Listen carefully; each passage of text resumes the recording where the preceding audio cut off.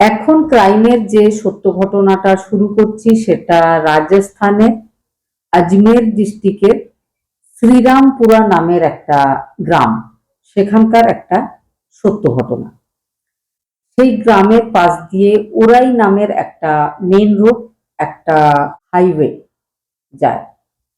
তো সেই হাইওয়েতে 28 মে 2026 ভোরবেলায় 5:30টার সময় রাস্তা থেকে নেমে গিয়ে, মেন রোড থেকে নেমে গিয়ে পাশেই একটা স্করপিও গাড়ি দাউ দাউ করে আগুন জ্বলছিল।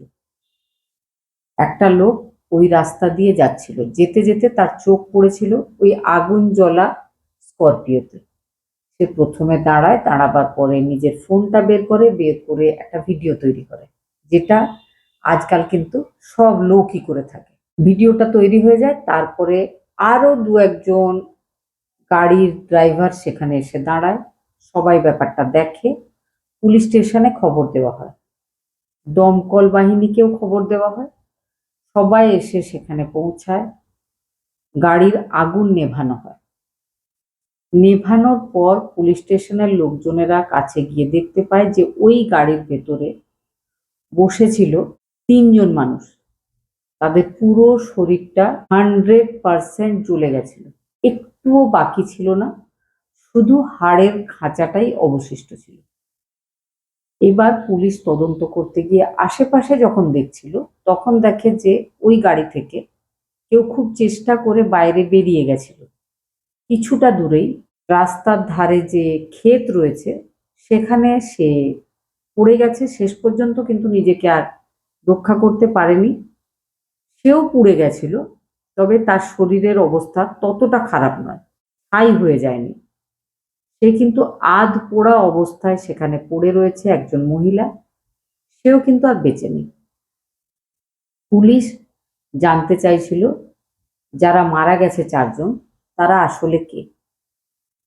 সেই মহিলার বডিটাকে ফরেন্সিক ল্যাবে পাঠানো হয়েছিল, কারণ বডিটা ছিল, আর বাকি 3জন ছাই হয়ে গেছিল। এবার পুলিশ প্রাথমিক পোস্টমর্টম রিপোর্টে যেটা জানতে পেরেছিল সেটা হচ্ছে মহিলা পুড়ে গিয়ে মারা গেছে, মহিলার বাড়ির আরো 3জন মানুষ তারাও একদম পুড়ে গেছে। কিন্তু বডিটা দেখে মনে হয়েছিল যে পোড়ার আগে তার শরীরে বিভিন্ন আঘাতের দাগ রয়েছে। আঘাত বলতে ধারালো ছুরি জাতীয় কোনো জিনিস দিয়ে আঘাত করা হয়েছে, ফেসেও আঘাত করা হয়েছে, গলাতে আঘাত করা হয়েছে। এবার পুলিশ জানতে চাইছিল যে এই যে গাড়িটা যেটা আগুন ধরে গেছে, এই গাড়িটা কার।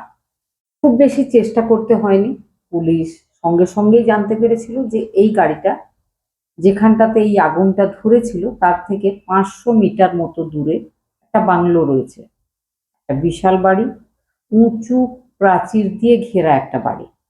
সেই বাড়িতে থাকে ওই এলাকার পূর্ব পঞ্চায়েত প্রধান, একজন কংগ্রেস পার্টির অ্যাক্টিভ মেম্বার। বর্তমানে সে নিজের 2জন স্ত্রী, নিজের মা, নিজের 2 সন্তানকে নিয়ে ওই বাংলোটাতেই থাকে।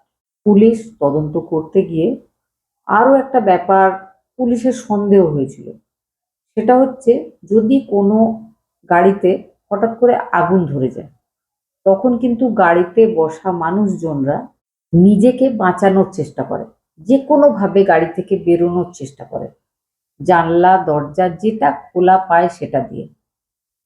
কিন্তু এক্ষেত্রে দেখে বোঝা যাচ্ছিল যে যে 3জন পুড়ে ছাই হয়ে গেছে তারা কিন্তু একদম নড়াচড়া করেনি, যে যার নিজের সিটে একদম চুপচাপ বসে যেন পুড়ে গেছে।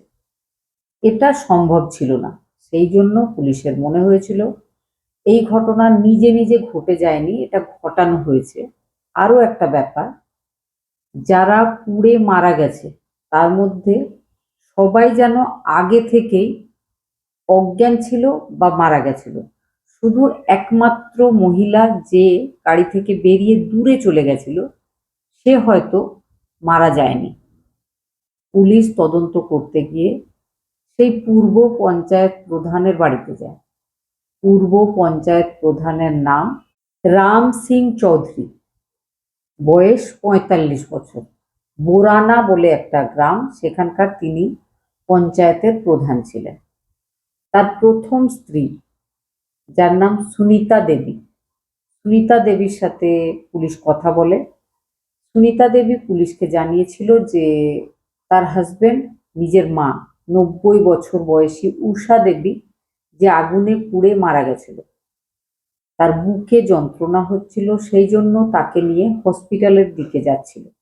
সঙ্গে ছিল তার দ্বিতীয় স্ত্রী সূর্য জ্ঞান দেবী আর ভদ্রলোকের বোনের মেয়ে, যার নাম মহিমা, বয়স ছিল 32 বছর। সবাই পুড়ে মারা গেছিল।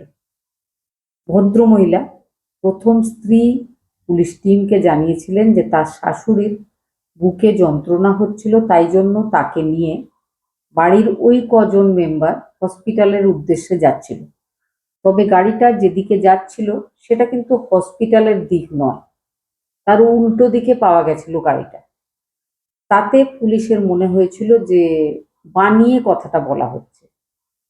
পুলিশ বাড়িতে তদন্ত করতে গিয়ে আরো একটা ব্যাপার দেখেছিল যে বাড়িতে সকালবেলায় যখন পুলিশ পৌঁছেছিল তার আগেই ভোরবেলায় যেন ঘরটাকে, একটা বিশেষ ঘরকে খুব ভালোভাবে ধুয়ে মুছে পরিষ্কার করা হয়েছে। এত ভোরবেলায় কেউ কেন নিজের ঘরটাকে পরিষ্কার করেছে, ধুয়ে ফেলেছে, বুঝতে চাইছিল পুলিশ। সেই সঙ্গে দুখানা ইট যাতে রক্তের দাগ লেগেছিল। এই সমস্ত ব্যাপারগুলো পুলিশের সন্দেহটা বাড়িয়েছিল। পুলিশ এবার কড়াভাবে জিজ্ঞাসাবাদ শুরু করেছিল। পুরো জিজ্ঞাসাবাদের পর আর আশেপাশের প্রতিবেশীদের জিজ্ঞাসাবাদের পর যে ব্যাপারটা পুলিশ জানতে পেরেছে সেটা হচ্ছে, ভদ্রলোক, যার বয়স ছিল 45, তার প্রথম স্ত্রী, তার নাম সুনিতা।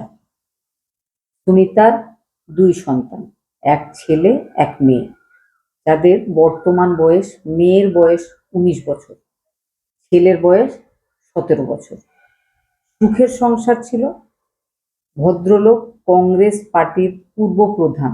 তো তিনি একবার কোনো একজনকে মারধর করেছিলেন, যার জন্য তার উপর এফআইআর হয়েছিল, তাকে জেলেও থাকতে হয়েছিল।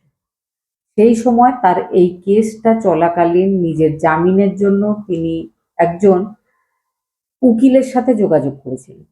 সেই উকিলটাই ছিল ওই ভদ্রলোকের দ্বিতীয় স্ত্রী সূর্য জ্ঞান দেবী। কোর্টের কেসের জন্য বারবার সূর্য জ্ঞান দেবীর সাথে রাম সিং চৌধুরীর দেখা সাক্ষাৎ হয়। প্রথমে সুসম্পর্ক, তারপরে ঘনিষ্ঠ প্রেমের সম্পর্ক শুরু হয়েছিল। তারপরে ভদ্রলোক সেই মহিলাকে বিয়ে করে নিজের বাড়িতে নিয়ে এসেছিল। সেই বাড়িতেই, যে বাড়িতে অলরেডি তার প্রথম স্ত্রী, তার 2 সন্তান আর তার মা থাকতেন। মা যদিও কোনো বিরোধিতা করেননি, তবে স্ত্রী কান্নাকাটি করেছিল, বাচ্চারা অবাক হয়ে গেছিল। নতুন স্ত্রী বাড়ি আসার পর ভদ্রলোক নিজের পুরো মনোযোগ, নিজের টাকা পয়সা, সমস্ত ব্যাপারটা দ্বিতীয় স্ত্রীর ওপর খরচ করতে শুরু করেন। আর প্রথম স্ত্রীর রুটিন হয়ে যায় জীবনের, প্রত্যেক দিন তাকে মারধর করা হতো। সে কোনো ব্যাপারে না থাকলেও রোজ নেশাগ্রস্ত অবস্থায় এসে ওই কংগ্রেস পার্টির নেতা নিজের স্ত্রীকে মারধর করতেন। এই ব্যাপারটা রোজ চলছিল। এই সঙ্গে আরো একটা ব্যাপার বলে নিই, এই ভদ্রলোকের যে মেয়ে, যার নাম সরিতা, সরিতার বর্তমান বয়স 19 বছর। সে ওই এরিয়ার একটা স্কুল রয়েছে, সেখানকার ক্লাস 10-এর টপার। শুধু ক্লাস 10 নয়, ক্লাস 12-এরও টপার। পড়াশোনা ভীষণ ভালো, মেধাবী ছাত্রী ছোট থেকে। বড় হয়ে ইউপিএসসি পরীক্ষা দিয়ে তার ডিস্ট্রিক্ট ম্যাজিস্ট্রেট হওয়ার ইচ্ছা। ছোটবেলা থেকেই সে নিজের এই ইচ্ছাটা সবাইকে বলে। সে যখন নিজের 12 ক্লাসেও টপার হয়েছিল, সারা প্রদেশে তার নাম ছড়িয়ে পড়েছিল, পেপারে, নিউজ চ্যানেলে তাকে দেখানো হয়েছিল, তার ইন্টারভিউ হয়েছিল। সে নিজের বাবাকে রিকোয়েস্ট করেছিল যে সে এই গ্রামে নয়, শহরে গিয়ে পড়াশোনা করতে চায়। নিজের গ্র্যাজুয়েশনটা সে শহর থেকে কমপ্লিট করতে চায়, সেই সঙ্গে একটা ভালো কোচিং ইনস্টিটিউট থেকে ইউপিএসসির জন্য কোচিং করতে চায়। কিন্তু আগেই বলেছি, বাবা তাদেরকে আর বিশেষ পছন্দ করতো না। বাবা তার কথাটাতে গুরুত্ব দেননি, ইগনোর করেছিলেন তার কথা। সে বর্তমানে ওই গ্রামেই পড়াশোনা করছিল। বাড়িতে বসে সে নিজেকে রেডি করছিল, কিন্তু বাবাকে রিকোয়েস্ট করার পরও বাবা তার কথা মেনে নিয়ে তাকে কোনো ভালো জায়গায় পড়তে পাঠায়নি। তিনি মেয়েকে পড়ানোর জন্য অত টাকা খরচ করতে পারবেন না। ছেলে, যার বয়স 17 বছর, সে বিএ পার্ট 1-এর ছাত্র। এই ছিল তাদের জীবন। আর ছেলে একটা অনলাইন বড় ছুরি কিনিয়েছিল, যেটা কিন্তু মা জানতো না। ছেলে সবসময় বিরক্ত হয়ে থাকতো বাবার উপর। ছেলে বলেছিল যে সব জায়গায় তার বাবা তাদের সম্মানহানি ঘটিয়েছে, বাবা তার মাকে রোজ মারে, এই ব্যাপারটা তার একদম ভালো লাগছিল না। সেই জন্য ঘটনার দিন বাবা যখন আবারও মদ খেয়ে এসে তার মাকে মারধর করতে শুরু করে, আর বারবার প্রতিদিন সে তার মাকে বলতো যে এই বাড়ি থেকে বেরিয়ে যাও, এই বাড়িতে তোমাকে আর দরকার নেই, তুমি না থাকলেও আমার কিচ্ছু যায় আসে না। তবে সেই মহিলার আর অন্য কোথাও যাওয়ার জায়গা ছিল না, তাই তাকে বাধ্য হয়ে সেখানেই থাকতে হতো। তার ছেলে মনে মনে ঠিক করেছিল যে সে তার বাবাকে আর তার যে দ্বিতীয় মা তাকে ক্ষমা করবে না। সেই জন্য সে সেই ছুরিটা অনলাইন আনিয়েছিল। তো সেই মহিলা সুনিতা পুলিশ টিমকে জানিয়েছেন যে ছেলে কখন কাউকে না জানিয়ে একটা ধারালো ছুরি কিনে ফেলেছিল, আমি আর আমার মেয়ে একদম জানতাম না। ঘটনার দিন রাত্রেবেলায় যখন তার বাবা আমাকে মারধর করে, ছেলে ভীষণ রেগে যায়। বাবা ঘুমিয়ে পড়লে ঘুমন্ত অবস্থায় বাবাকে শেষ করে ফেলেছিল। বাবার পরেই বাবার চিৎকারে জেগে উঠেছিল পাশে শুয়ে থাকা দ্বিতীয় মা। তাকেও চিৎকার করার সুযোগ না দিয়েই ছেলে মেরে ফেলেছিল। তারপরে এই চিৎকার চেঁচামেচি ঝগড়ার আওয়াজে চলে এসেছিল 90 বছর বয়সী বৃদ্ধা ঠাকুমা, তাকেও মেরে ফেলেছিল ওই ছেলে। সেই সময় তাদের বাড়িতে বেড়াতে এসেছিল 32 বছর বয়সী পিসির মেয়ে মহিমা। সে কিন্তু সব সময় নিজের মামাকে, ওই পঞ্চায়েত প্রধানকে সাপোর্ট করত, আর এই ছেলে মেয়েদের মাকে সবাইকে বকাবকি করত। সেই ব্যাপারে ছেলেটা ওই পিসির মেয়ের ওপরেও রেগেছিল। দ্বিতীয় মা, বাবা, ঠাকুমার সঙ্গে তাকেও শেষ করে ফেলা হয়। এবার সরিতা দেবী যখন দেখেছিলেন যে তার ছেলে বাড়ির 4জনকেই শেষ করে ফেলেছে, এবার কিন্তু মা আর মেয়ে দুজনেই সেই 17 বছরের ছেলের সঙ্গ দেবে বলেই ঠিক করে। সবাই মিলে তারা নিজেদের বাড়ির যে গাড়ি রয়েছে স্করপিও, তাতে নিয়ে গিয়ে ওই বডিগুলোকে রাখে। রাখার পরে গাড়িটা চালিয়ে নিয়ে যায় সেই 17 বছরের ছেলে। বাড়ির ট্রাক্টর থেকে পেট্রোল বের করে সঙ্গে নিয়ে যাওয়া হয়, গাড়িতে পেট্রোল ঢেলে আগুন লাগিয়ে দেওয়া হয়। আগুন লাগিয়ে নিশ্চিন্তে ছেলে সেখান থেকে চলে এসেছিল। তবে সুরজ্ঞান দেবী নামের ওই মহিলা, যিনি উকিল, যিনি রাম সিং চৌধুরীর দ্বিতীয় স্ত্রী, তখনও বেঁচে ছিলেন যখন গাড়িতে আগুন লাগিয়ে দেওয়া হয়েছিল। তিনি বেরোবার চেষ্টা করেছিলেন, জানলা দিয়ে বেরিয়ে গেছিলেন, বেরিয়ে কিছুটা দূর যেতে পেরেছিলেন, তবে নিজেকে বাঁচিয়ে রাখতে পারেননি। অলরেডি তার শরীরে আঘাত করা হয়েছিল ছুরি দিয়ে, রক্তক্ষরণের ফলে আধপোড়া অবস্থায় তিনিও মারা গেছিলেন।